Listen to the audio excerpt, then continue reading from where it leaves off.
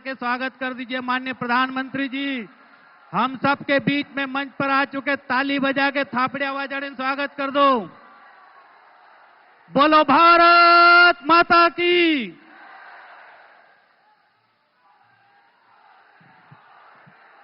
मोदी मोदी मोदी मोदी जी को जय श्री राम, जय श्री राम। विश्व के सर्वाधिक लोकप्रिय नेता एवं देश के यशस्वी प्रधानमंत्री तथा देश को 2047 तक विकसित राष्ट्र बनाने के अग्रसर ऐसे हमारे प्रधानमंत्री माननीय नरेंद्र मोदी जी का आदिवासी अंचल नवग्रह की नगरी खरगोन में दिल से स्वागत, अभिनंदन। मोदी मोदी मोदी।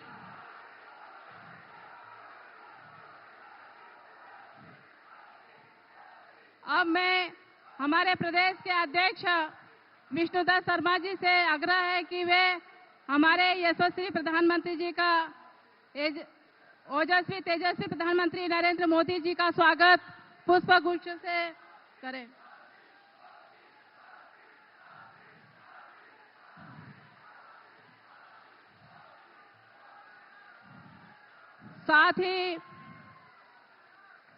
साथ ही हमारी मातृशक्ति हमारी माननीय श्रीमती अनुभा जिला पंचायत अध्यक्ष खरगोन, माननीय श्रीमती छाया जोशी नगर पालिका अध्यक्ष खरगोन, माननीय श्री नंदा ब्राह्मणे विधायक प्रत्याशी भिकनगांव, माननीय श्रीमती छाया मोरे विधायक पंधाना, हमारे नर्मदा जी का और महेश्वर की महाहिल्या की नगरी का छायाचित्र आदरणीय यशस्वी प्रधानमंत्री जी को भेंट करेंगे।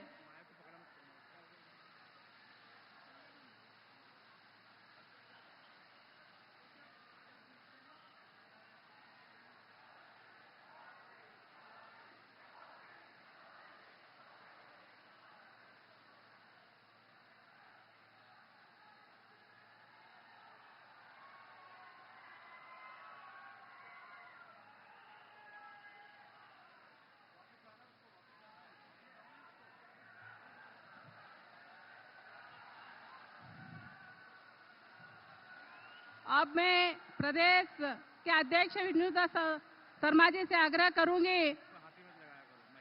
करूंगी कि वो मंच का संचालन करें, मंच संबोधित करें, विशाल सभा को संबोधित करें।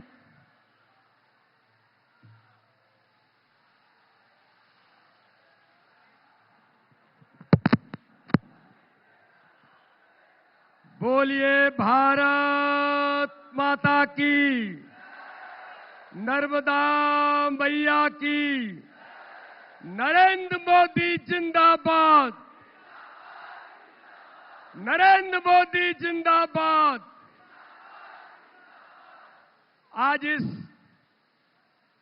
क्रांति सूर्य जननायक टंटिया मामा और शहीद भीमा नाइक की इस भूमि पर दुनिया के सर्वाधिक लोकप्रिय नेता भारत के प्रधानमंत्री आदरणीय नरेंद्र मोदी इस धरती पर पधारे हैं। मैं चाहता हूं जोरदार तालियों से प्रधानमंत्री जी का अभिनंदन करिए, जोरदार तालियों के साथ।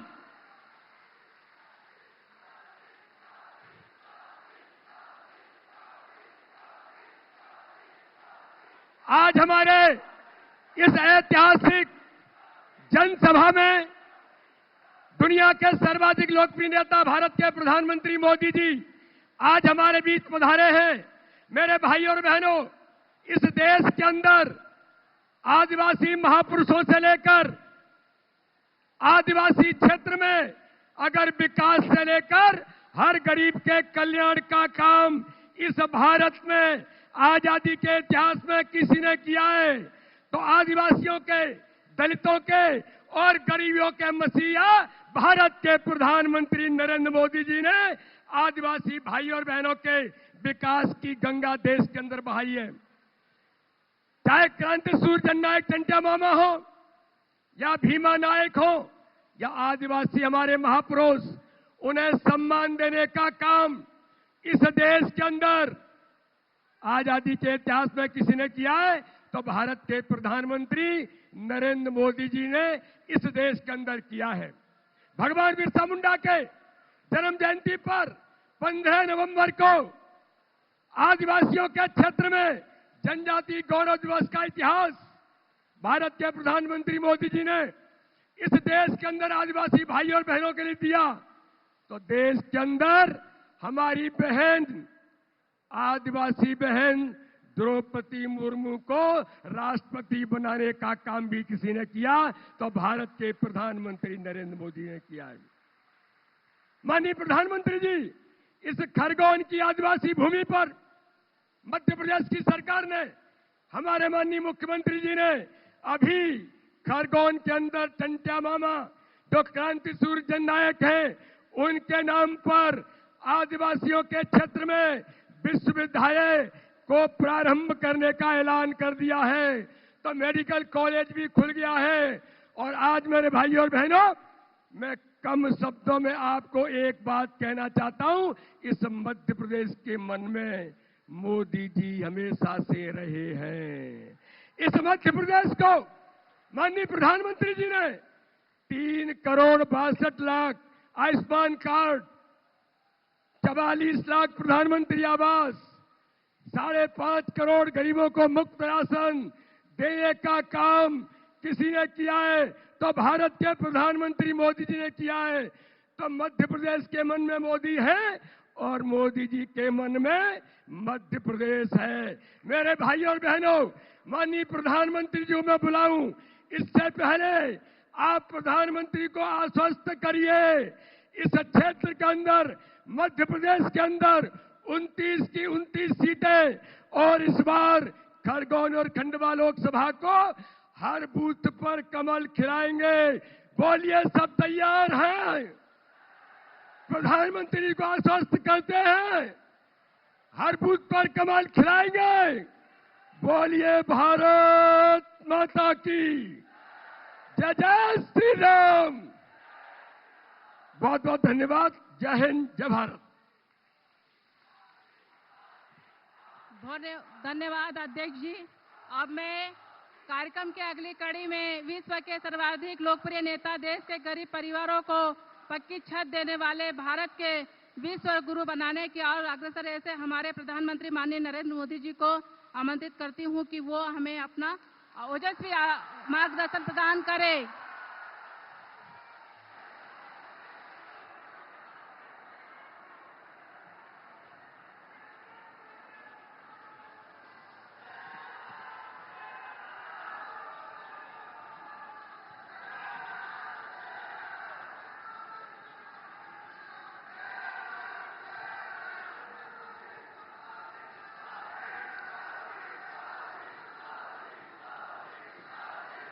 भारत माता की,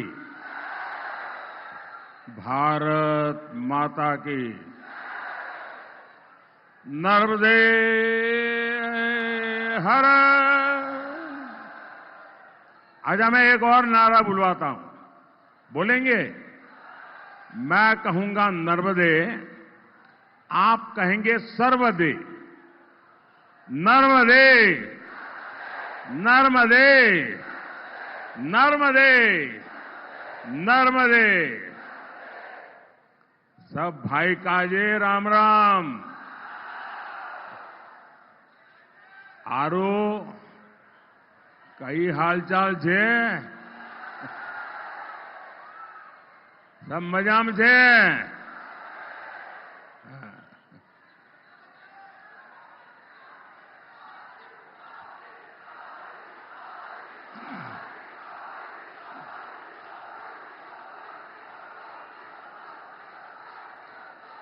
आज देश में तीसरे चरण का मतदान चल रहा है और मैं भी सुबह सुबह जल्दी वोट देकर के यहां आया हूं। आज मेरा वोट था। तो लोकतंत्र में एक नागरिक के नाते मेरा जो कर्तव्य है उसको निभाया है।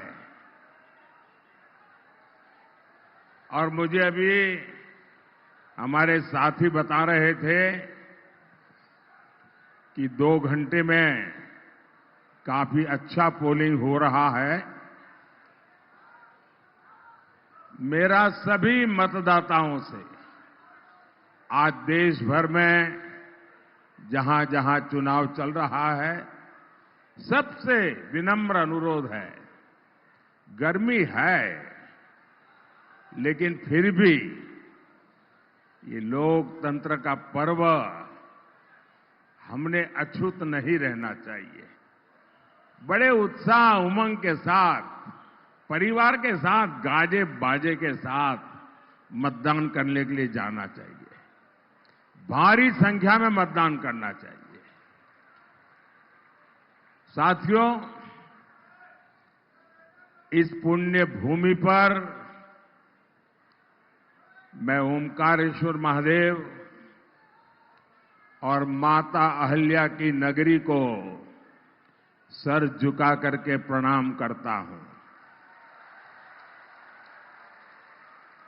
इस क्षेत्र में आना किसी सौभाग्य से कम नहीं है।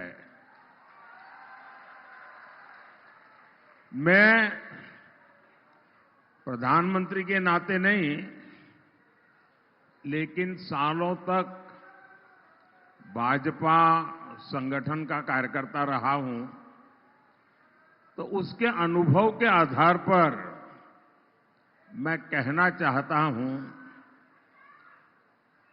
कि कितना ही उमंग उत्साह क्यों न हो, लेकिन जब मैं संगठन का काम करता था और हिंदुस्तान के करीब करीब सभी राज्यों में मुझे काम करने का अवसर मिला है, मध्य प्रदेश में तो बहुत दिन काम किया है, लेकिन अगर जनसभा का समय सुबह 10 बजे का मिलता था तो सुनते ही पसीना छूट जाता था। हमें लगता था अरे 10 बजे कैसे होगा, कौन आएगा। और 10 बजे का समय तो ऐसा होता है, माताओं बहनों को घर के सारे काम 12-1 बजे के पहले पूरे करने होते हैं, वो तो निकल ही नहीं सकती है। तो मैंने लंबे अरसे तक संगठन का काम किया है और मैं जानता हूं कि सुबह 10 बजे कार्यक्रम करना यानी लोहे के चने चबाने का काम होता है। लेकिन मैं आपको 100 सलाम करता हूं जी। ये इतना बड़ा रैली और सुबह और इतनी बड़ी तादाद में माताओं बहनों का आना, भाई गजब कर दी। मैं सच बता दूं, मैं संगठन का काम करता, मैं कहता 10 बजे बंद दो भाई, 2 बजे के बाद दीजिए। मैं पूरी पार्टी के सभी साथियों को जितनी बधाई दूं कम है जी, और सभी नागरिकों को भी आपका इतना प्यार, इतना आशीर्वाद, शायद ही पता नहीं किस जन्म में क्या पुण्य किया होगा, इतने आशीर्वाद। साथियों, मैं आज आपसे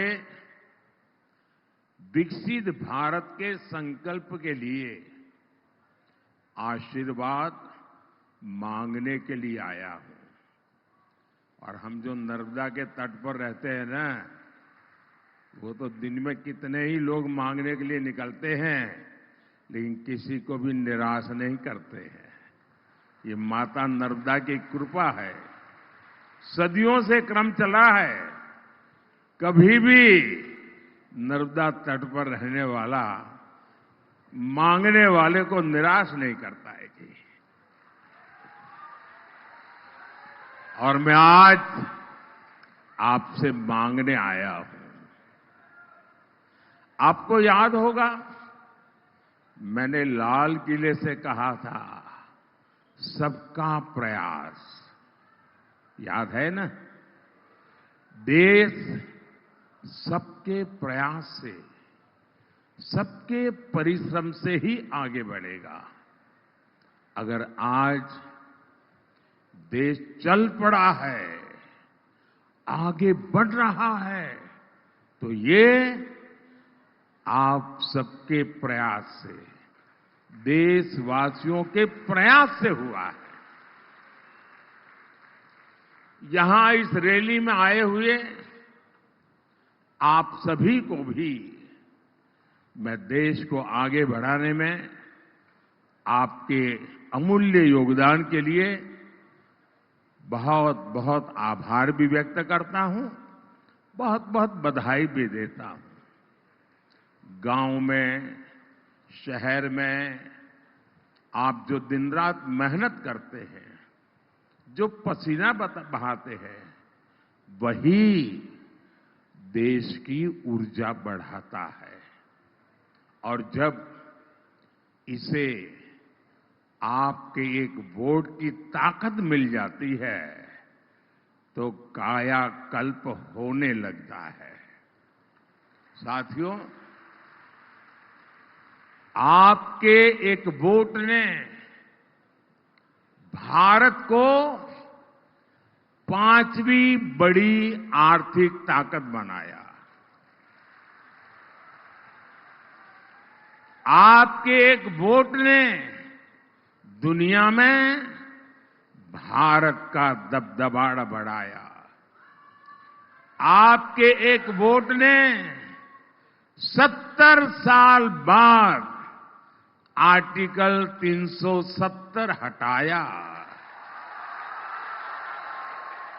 आपके एक वोट ने एक आदिवासी बेटी को राष्ट्रपति बनाया। आपके एक वोट ने महिलाओं को आरक्षण का उनका हक दिलवाया। आपके एक वोट ने भ्रष्टाचारियों को जेल भिजवाया। आपके एक वोट ने मुफ्त राशन, मुफ्त इलाज की गारंटी दी। आपके एक वोट ने युवाओं के भविष्य को संवार दिया, अपार अवसर खड़े कर दिए। आपके एक वोट ने 25 करोड़ लोगों को गरीबी से बाहर निकाल दिया। और आपके वोट की ताकत देखिए, आपके एक वोट ने 500 साल की प्रतीक्षा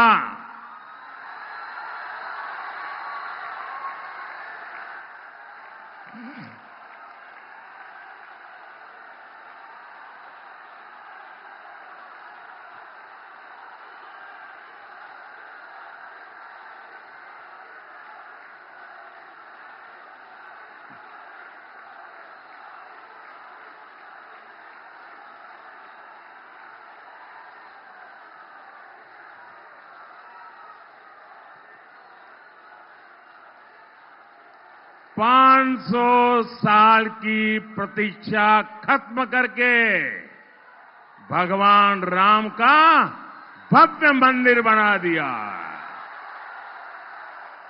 तो बोलिए जय श्री राम, जय जय श्री राम। और साथियों, ये तो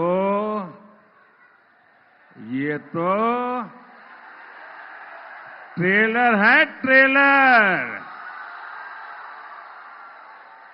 अभी तो बहुत कुछ करना है। अब इस चुनाव में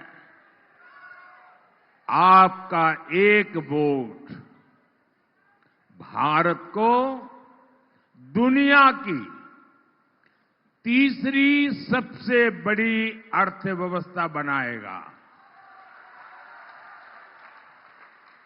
आपका एक वोट आपकी कमाई बढ़ाएगा, युवाओं के लिए रोजगार के अवसर बढ़ाएगा।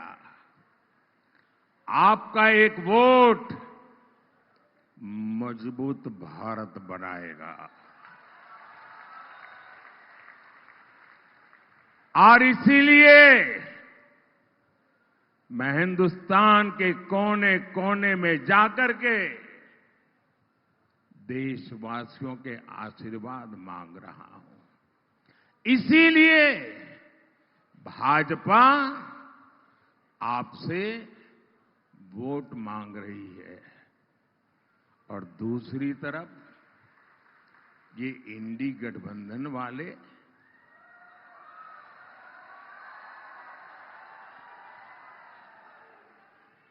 किसके लिए चुनाव लड़ रहे रे?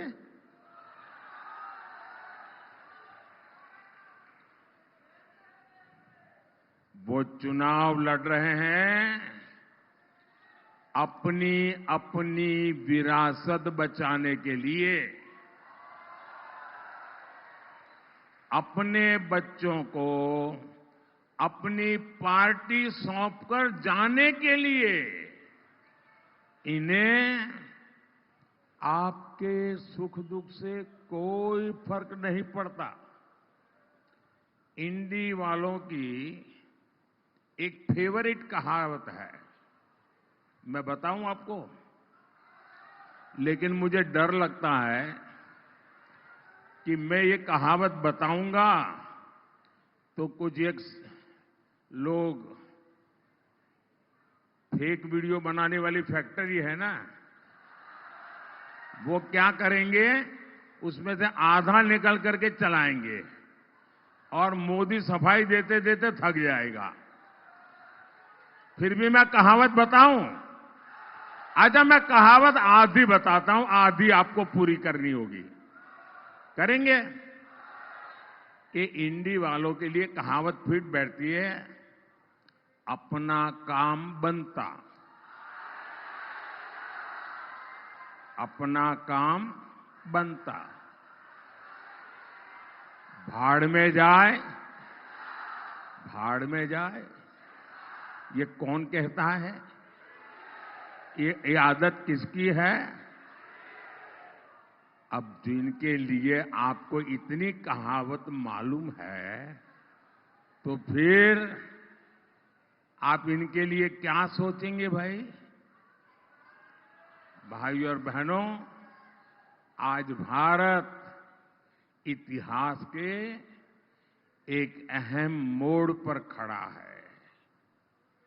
आपको ये तय करना है कि भारत में वोट जिहाद चलेगा या राम राज्य चलेगा।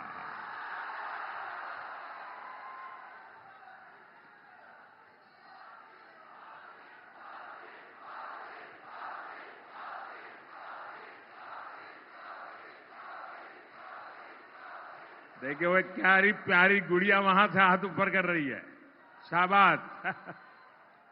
इतनी छोटी गुड़िया सभा में आ गई है।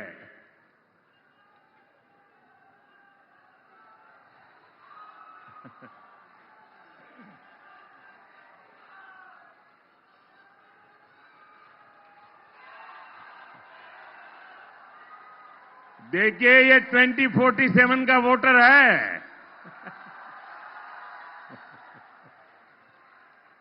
वो अभी से 2047 की तैयारी कर रही है।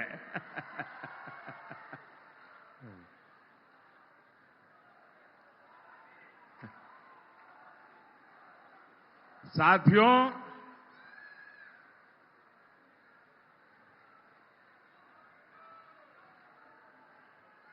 पाकिस्तान में आतंकी भारत के खिलाफ जिहाद की धमकी दे रहे हैं और यहां के कांग्रेस के लोगों ने भी घोषणा कर दी है, मोदी के खिलाफ वोट जिहाद करो। यानी मोदी के खिलाफ एक खास धर्म के लोगों को एकजुट होकर वोट करने को कहा जा रहा है। सोचिए, कांग्रेस किस स्तर पर उतर आई है। हताशा, निराशा ने कांग्रेस को कहां ले जाकर के पटका है। आपको एक सवाल मैं पूछता हूं, जवाब देंगे? जरूर देंगे। आवाज इधर से आती है, उधर से नहीं आती है। ये मीडिया वालों को छोड़कर के सारे लोगों ने आवाज देनी चाहिए। इनको परेशान नहीं करना चाहिए। आप मुझे बताइए, क्या वोट जिहाद आपको मंजूर है? क्या लोकतंत्र में ये बात चल सकती है? क्या भारत का संविधान ऐसी जिहाद के लिए अनुमति देता है?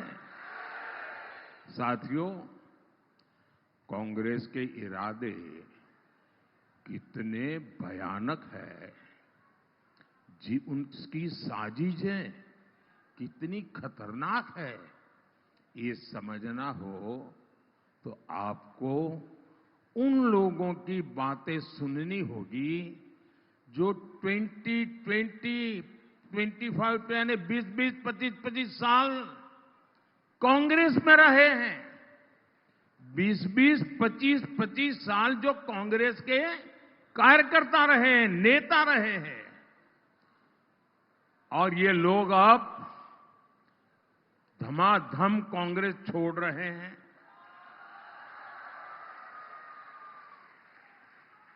ये कुछ अजीब सी बात है ये। और वो बाहर आकर के खुली हवा में सांस लेते ही कहते हैं, बस अब और नहीं, इनफ इज इनफ। आप इनकी बातें सुनिए। एक महिला ने कहा कि मैं राम मंदिर गई तो उसको इतना टॉर्चर किया, इतना टॉर्चर किया, उन्हें कांग्रेस ही छोड़नी पड़ गई। एक और व्यक्ति ने कहा कि कांग्रेस पर मुस्लिम लीगियों और माओवादियों ने कब्जा कर लिया है। तीसरे ने एक और गहरी साजिश से पर्दा उठा दिया। उन्होंने कहा कि कांग्रेस के शाहजादे का इरादा राम मंदिर पर सुप्रीम कोर्ट के फैसले को पलटने का है। जैसे शहजादे जी ने, पिताजी ने सहबानो केस में सुप्रीम कोर्ट का फैसला पलटा था, वैसे ही कांग्रेस राम मंदिर का फैसला पलटने के लिए सोच रही है। चौथे व्यक्ति ने तो ये भी सनसनीखेज खुलासा किया है, कहा कि लोग पिछले 2 साल से एक बड़ी साजिश में जुटे हैं। ये जो कांग्रेस से निकल कर आए बोले, मैं इन्हीं की बात बता रहा हूं जी। कांग्रेस में चर्चा हुई है कि मोदी को भ्रष्टाचार का आरोप लगा नहीं सकते। कितना ही चौकीदार चोर बोलो, कोई मानने को तैयार नहीं है। मोदी को देश की सुरक्षा के मुद्दे पर, आतंकवाद के मुद्दे पर कोई आरोप नहीं लगा सकता है। विदेश नीति की सफलता को देखते हुए उस पर भी बोलती बंद हो जाती है और कहते हैं कि जब कोई मुद्दा ही नहीं बचा है, हर मुद्दा मोदी के पक्ष में है, तो मोदी को हराना बड़ा मुश्किल है। और ये कांग्रेस वाले कहते हैं। और इसलिए कांग्रेस ने तय किया कि मोदी को झूठे आरोप में फंसाओ, अफवाह फैलाओ। और इसलिए आजकल संविधान को लेकर झूठ फैलाया जा रहा है। इसलिए लोग देश में आग लगाने की बातें कर रहे हैं। भाइयों और बहनों, कांग्रेस को, इंडी गठबंधन को न हमारी आस्था की परवाह है और न ही देश हित की परवाह है। राष्ट्र विरोधी बातें करने में तो कांग्रेस के लोगों में होड़ लगी है, होड़। वोट के हर चरण के बाद कांग्रेस का पाकिस्तान प्यार चरम पर पहुंच रहा है। इन लोगों के बयान हैरान करने वाले हैं। कांग्रेस के एक पूर्व सीएम ने कहा कि हमारी सेना आतंकी हमले करती है, पाकिस्तान तो निर्दोष है। क्या ये देश का नागरिक ऐसी बातें सुन सकता है क्या? हमारी सेना का ये अपमान है कि नहीं भाई? कांग्रेस के एक और बड़े नेता ने उनकी बेशर्मी देखिए। उन्होंने कहा कि मुंबई आतंकी हमले में भी पाकिस्तान का हाथ नहीं था। क्या आप इस बात को मानते हैं क्या? कोई मानेगा क्या? अरे दुनिया के किसी देश का व्यक्ति मानेगा क्या? कांग्रेस के साथी दल के एक और नेता भारत को धमकी देते हैं, कहते हैं कि पाकिस्तान ने चूड़ियां नहीं पहनी हुई है।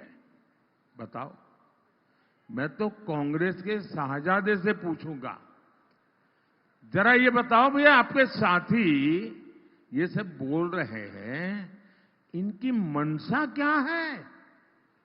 ये आखिरकार अचानक एक साथ चारों तरफ से सीनियर लोगों की आवाज क्यों आने लगी है?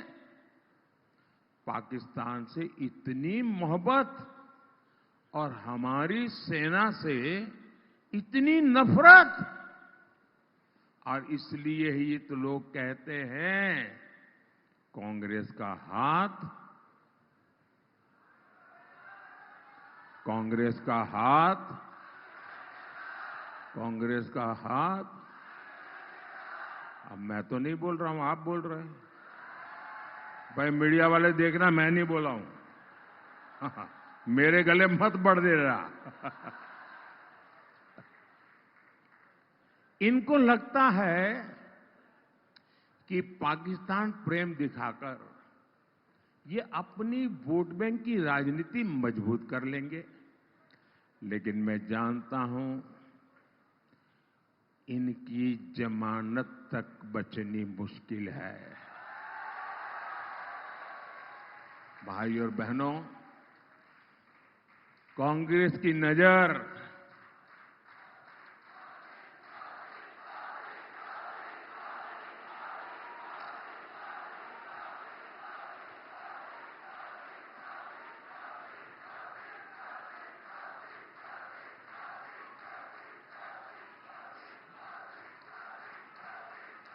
कांग्रेस की नजर आपकी कमाई और आपके आरक्षण पर पड़ी है। वो किसी न किसी बहाने आपकी जो संपत्ति है वो भी लूटना चाहते हैं, और बाबा साहब ने जो आपको आरक्षण दिया है उसमें भी डाका डालना चाहते हैं। मैं समझाता हूं कैसे। तुष्टीकरण के लिए कांग्रेस एससी, एसटी, ओबीसी के हक का जो आरक्षण है वो धर्म के आधार पर लूट चला करके बांटना चाहती है। अब ये कोई हवाबाजी नहीं, उन्होंने किया है। कर्नाटका में उनकी सरकार है कांग्रेस की। कर्नाटका में क्या किया? उन्होंने रातों रात एक हुक्म निकाला, फतवा निकाला, सरकारी हुक्म, और रातों रात थप्पे मार करके बना दिया। क्या?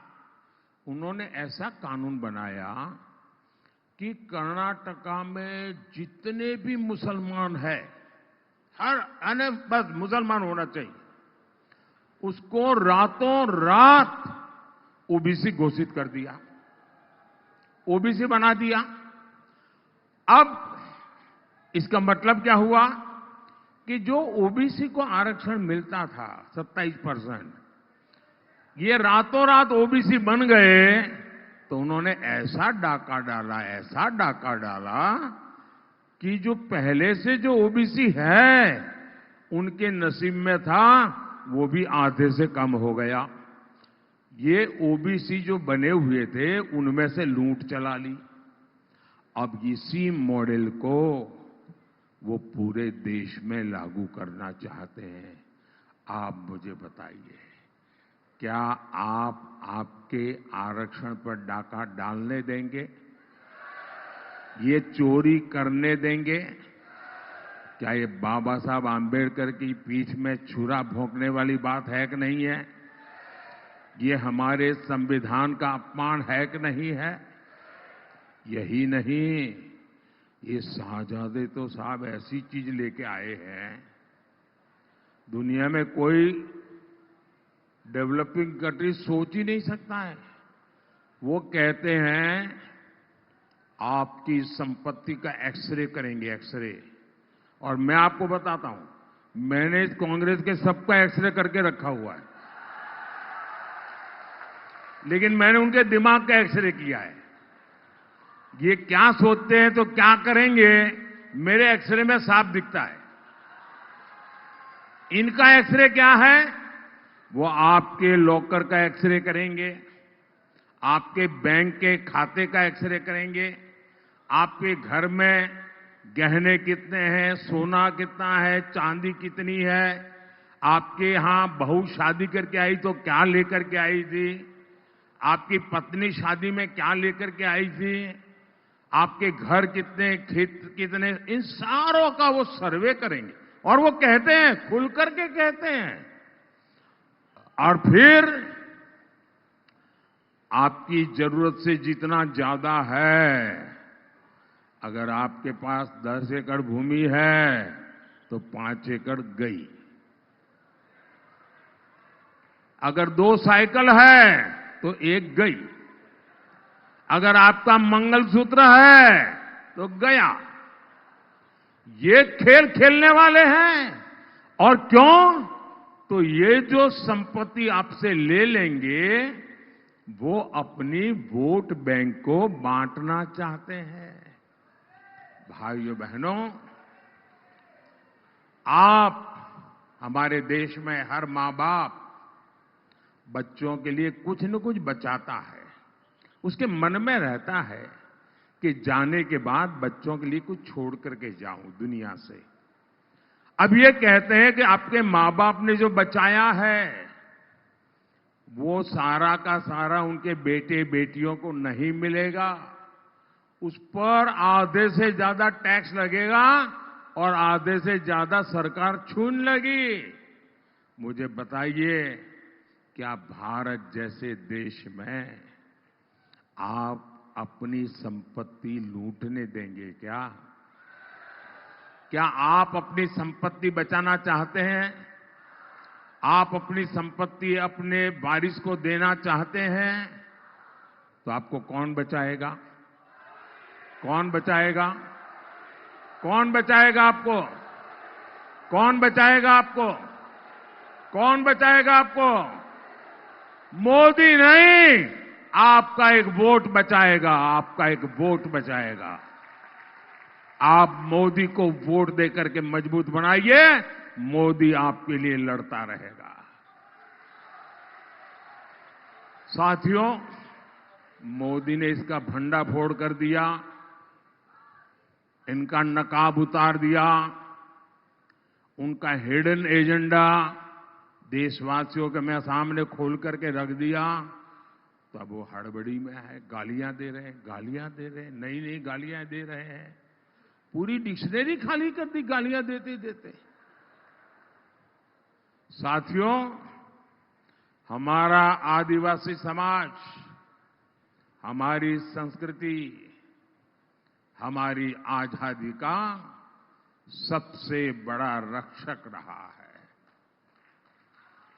आदिवासी समाज ने ही राजकुमार, अयोध्या से एक राजकुमार निकले थे।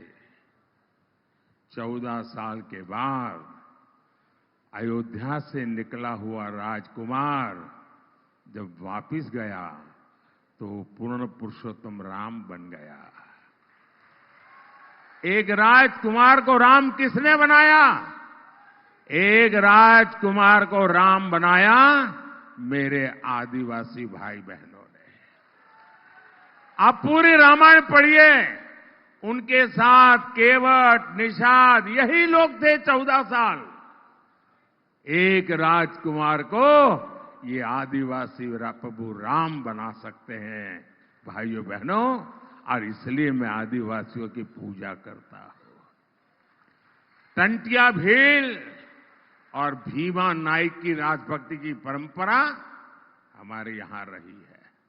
इस समृद्ध आदिवासी योगदान को कांग्रेस ने 60 सालों में आगे आने नहीं दिया। आपने अपने इस सेवक को दिल्ली भेजा। हमने भगवान बिरसा मुंडा के जन्म दिवस को जनजातीय गौरव दिवस घोषित किया। हम देश भर में आदिवासी सेनानियों से जुड़े म्यूजियम बना रहे हैं। निमाड़ में क्रांति सूर्य टंटिया भील विश्वविद्यालय बनाया जा रहा है। ऐसे ही यहां अनेक संस्थानों के नाम राजा शंकर शाह के नाम पर है, रानी कमलापति के नाम पर है, जननायक टंटिया भील के नाम पर है, भगवान बिरसा मुंडा के नाम पर है और राजा हृदय शाह के नाम पर रखे गए हैं। साथियों, भाजपा हर घर और हर खेत तक पानी पहुंचाने के लिए प्रतिबद्ध है। खरगोन में जिरन्या उद्वहन सिंचाई योजना पर काम चल रहा है। बिस्टान उद्वहन योजना सिंचाई योजना का लोकार्पण हो चुका है। यहां मेडिकल कॉलेज का निर्माण हो रहा है। मैं जानता हूं आदिवासी बेटे बेटी का सामर्थ्य जितना ज्यादा होता है, इसलिए भाजपा आदिवासी क्षेत्र में एकलव्य विद्यालय बनाने पर बहुत बल दे रही है। भाइयों और बहनों, याद रखिएगा 13 मई को खरगोन से मेरे साथी गजेंद्र सिंह पटेल और खंडवा से ज्ञानेश्वर पाटिल जी को हर बूथ पर विजयी बनाना है। बनाएंगे, ज्यादा से ज्यादा मतदान कराएंगे। मतदान करने के लिए एक उत्सव की तरह थाली बजाते बजाते मतदान मथक जाएंगे। अच्छा, मेरा एक काम करेंगे?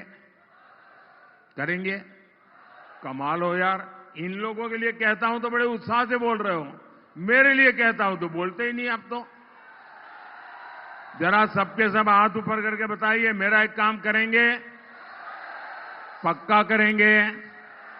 अच्छा देखिए, घर घर जाइए, ज्यादा से ज्यादा घरों में जाइए, ज्यादा से ज्यादा लोगों को मिलिए और कहिएगा कि मोदी जी आए थे, मोदी जी ने आपको जय श्री राम कहा है।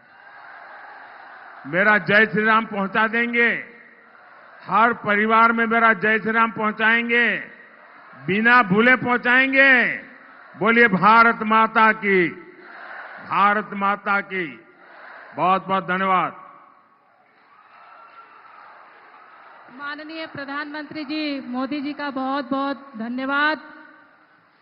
नरेंद्र मोदी जिंदाबाद, नरेंद्र मोदी जिंदाबाद। हर हर मोदी, हर हर मोदी। आपकी बार, फिर एक बार। अब मैं हमारे जिले के अध्यक्ष माननीय राजेंद्र राठौड़ जी को आभार के लिए व्यक्त कर बुलाती हूं। जय हिंद, जय भारत।